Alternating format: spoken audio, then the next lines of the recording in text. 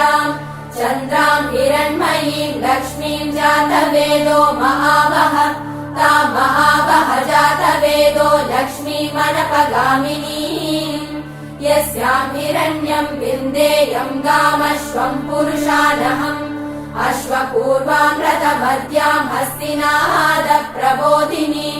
श्रियम् देवीमुपह्वये श्रीर्महादेवीर्जुषताम् कांसोऽस्मिताम् हिरण्यप्राकाराम् मात्राम् ज्वलन्तीम् तृप्ताम् तर्पयन्तीम् पद्मे स्थिताम् पद्मवर्णाम् तामिहोपह्वये श्रियम्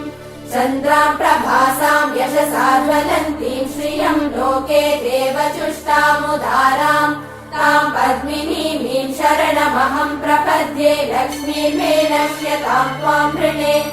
आदित्यवर्णे तपसोऽधिजातो वनस्पतिस्तव वृक्षोत बिल्वः तस्य फलानि तपसानुदन्तु मायान्तरायाश्च बाह्या अलक्ष्मीः उपैतु माम् देव सककीर्तिश्च मणिना सह प्रादुर्भूतोऽस्मि राष्ट्रेऽस्मिन् कीर्तिवृद्धिम् ददातु मे शुक्तिपासामलाम् ज्येष्ठामलक्ष्मीम् नाशयाम्यहम् अभूतिमसमृद्धिम् च सर्वान् निर्नुद मे गृहात्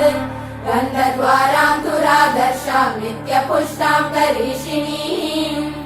ईश्वरीगुम् सर्वभूतानाम् तामिहोपह्वये श्रियम् मनसः काममाकूतिम् वाचः सत्यमशीमहि पशूनाम् रूपमन्नस्य मयि श्रीशयताम् यशः कर्दमेन प्रजा भूता मयि सम्भव कर्दम श्रियम् वासय मे कुले मातरम् पद्ममालिनीम् आपसृजन्तु स्निग्धानि चिक्लीतवस मे गृहे निज देवी मातरम् श्रियम् वासय मे कुले आर्द्राम् पुष्करिणीम् पुष्टिम् पिङ्गलाम् पद्ममालिनीम् चन्द्राम् हिरण्मयीम् लक्ष्मीम् जातवेदो महावः आर्द्राम् यत्करिणीम् यष्टिम् सुवर्णाम् हेममालिनीम् सूर्याम् हिरण्मयीम् लक्ष्मीम् जातवेदो महावः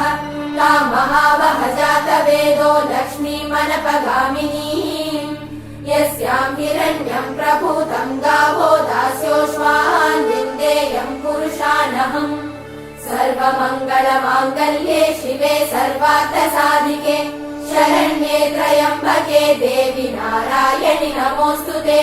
नारायणि नमोऽस्तुते नारायणि नमोऽस्तुते ॐ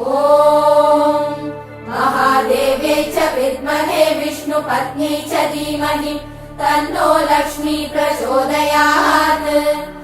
ॐ